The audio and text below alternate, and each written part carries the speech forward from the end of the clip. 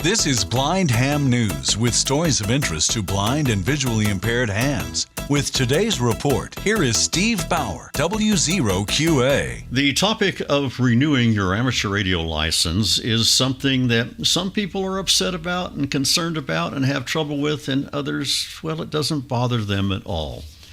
So we're going to investigate that topic this time here on the Blind Ham News podcast. I am talking with Alan WB5QNG with the W5YI VEC, and I'm going to let him tell his story and what W5YI VEC does and how they can help you if you need to renew your amateur radio license. Alan, welcome into our podcast. It's good to be here. So, all right.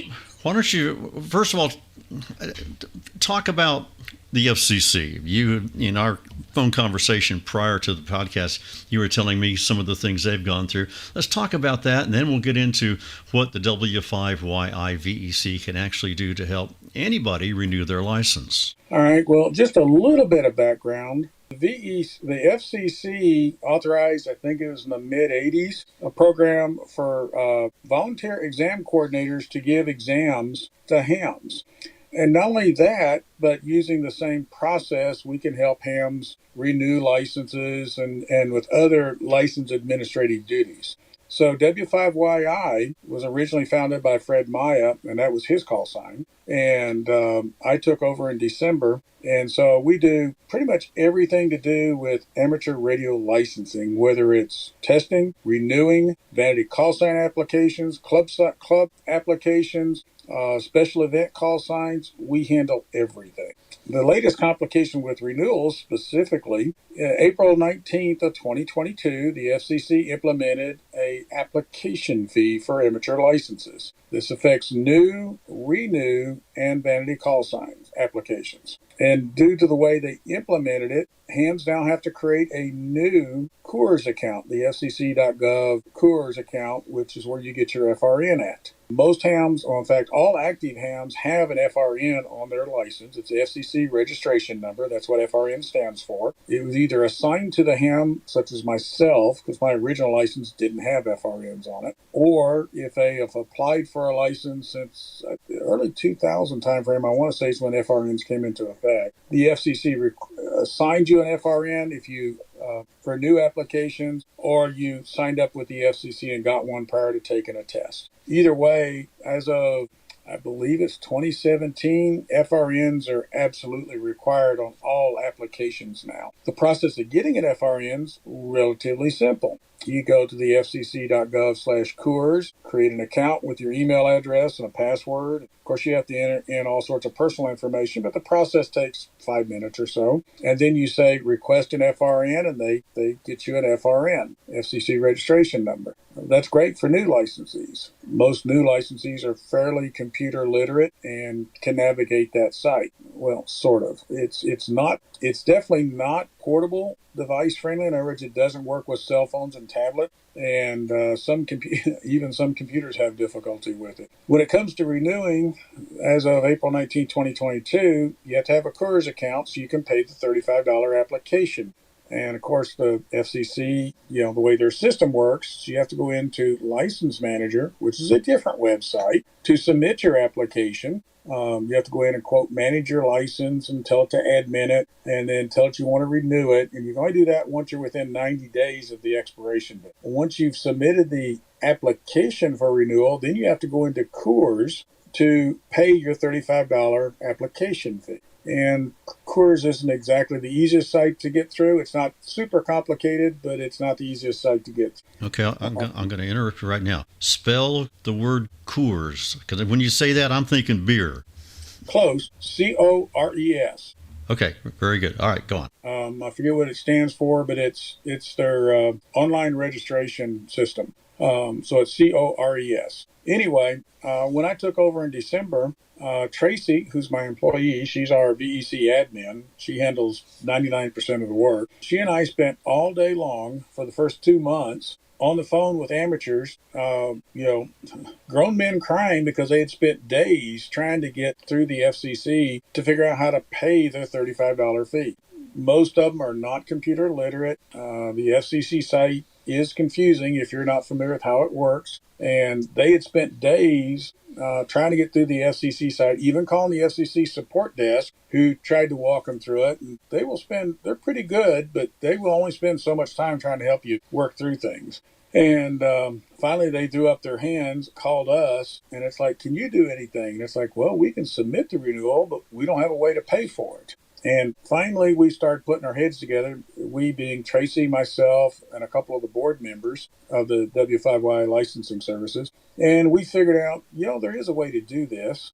And so we came up with what we call a complete renewal service, which is where we not only submit the renewal, but then we go in and pay the $35 fee.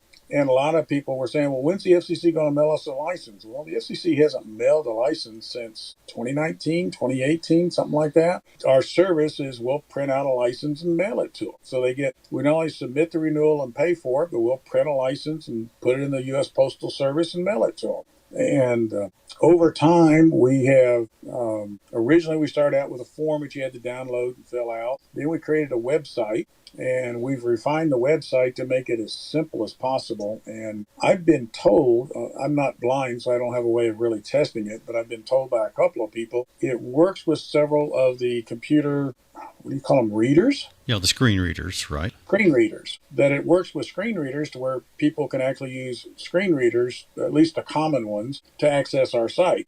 Our intention with our site was to keep it as simple as possible because we figured a lot of people that would be using it wouldn't be real computer literate.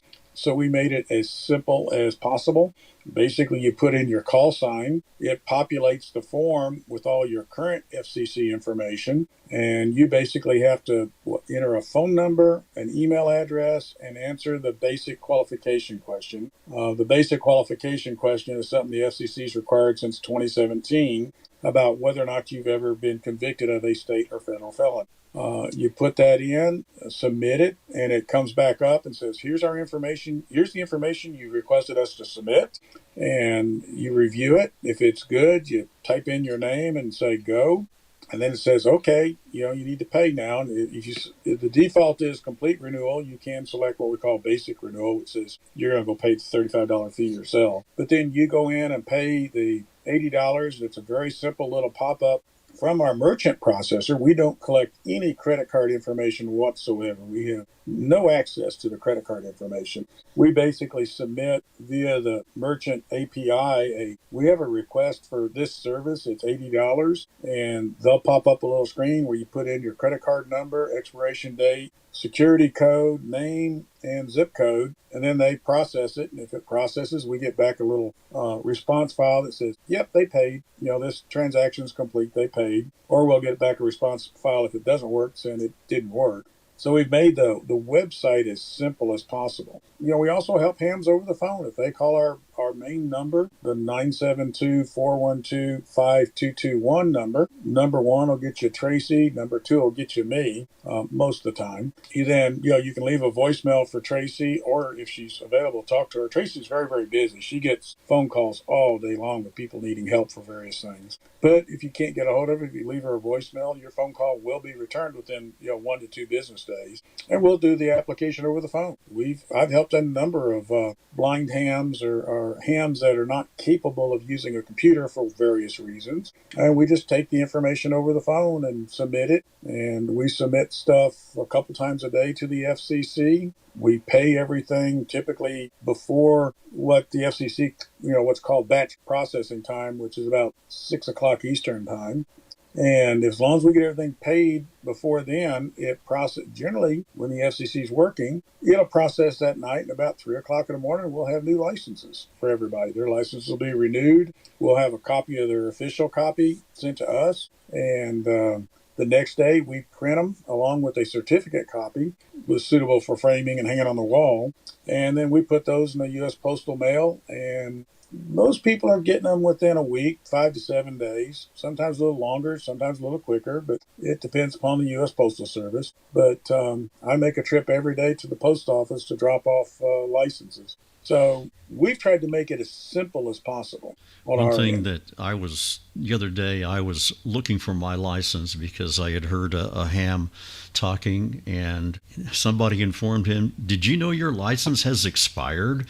and they were talking about that, and it got me thinking, when does mine expire? And I could not find a paper copy, so I went on to QRZ.com, and I was able to print a copy of my license, which gave me that FRN number, and I know I'm okay for another couple of years almost, so I'm good to go. So it's kind of an interesting process. Our website, when you put in your call sign, it comes up. If you're eligible to renew, it'll tell you you're eligible to renew and let you renew. If you're not eligible to renew, it'll tell you when you can submit, the first day that you can submit your renewal. So if you're unsure, you can always go to W5YI-VEC.org/renew.html, type in your call sign, and it'll tell you the first date you can submit a renewal. Oh, that's good. Okay, if cool. You're not eligible to renew. Sure. All right. Tried to make it as simple as possible. Well, I think that's really, really cool. All right, let's go over that contact information. Again, give me the website for people to go to. To renew, it's W5YI-VEC, Victor Echo Charlie, .org/renew.html. All right, and your office phone number if someone wants to do it by phone? 972-412-5221. And when you get the what we call the interactive voice response system, punch 1. That'll get you Tracy. Tracy's our VEC admin. If she's not available, we ask that you do leave a voicemail, and we try and return those voicemails within 1 to 2 business days.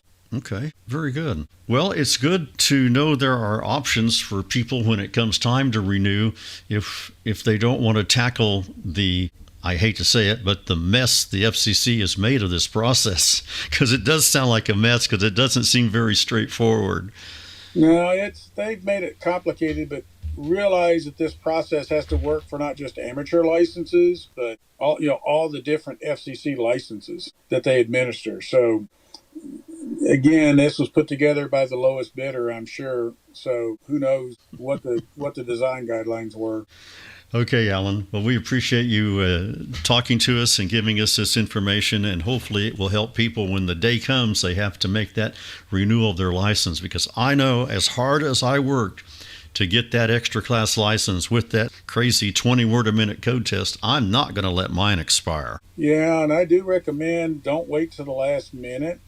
We have started sending out postcards. I send out probably 5,000 to 6,000 postcards a month, about 30 days before licenses are due to expire. I usually wait until 30 days before the expiration date, because there are people that keep track of this and will go in and renew their own licenses, or at least attempt to, on the FCC site. And so we let them go in and do it, and we wait till about 30 days before it. If they haven't renewed by then, we figure, all right, they may need some help. So we send out reminder postcards about 30 days before licenses are due to expire, and the response has been tremendous. I mean, we're getting hundreds of responses back, mostly going to the website every month. Excellent. Well, Alan, we appreciate your time and your information, and glad that you're offering this service, because I'm sure people are going to like it and will take advantage of it. Well, that's what we're hoping for. I mean, the idea is to provide, service to the amateur community every which way we can. That's the whole purpose of W5YI licensing services, testing services, renewal services, vanity call sign services, any kind of amateur licensing service needed. We're trying to make sure we're in a position to provide it. If you are a member of the ARRL, they will assist you in renewing your license, but you are still going to have to log on to FCC web pages to pay your $35 fee, and I think they charge you $15 to do that for you as well. And the W5YI VEC program, it's a complete package deal. Don't let that license expire. You worked hard to get it. You need to keep it. Have a story or information to submit for the podcast? Send it by email to blindhamnews@gmail.com or call 662-426-6397. That's 662-HAM-NEWS. Thanks for your help.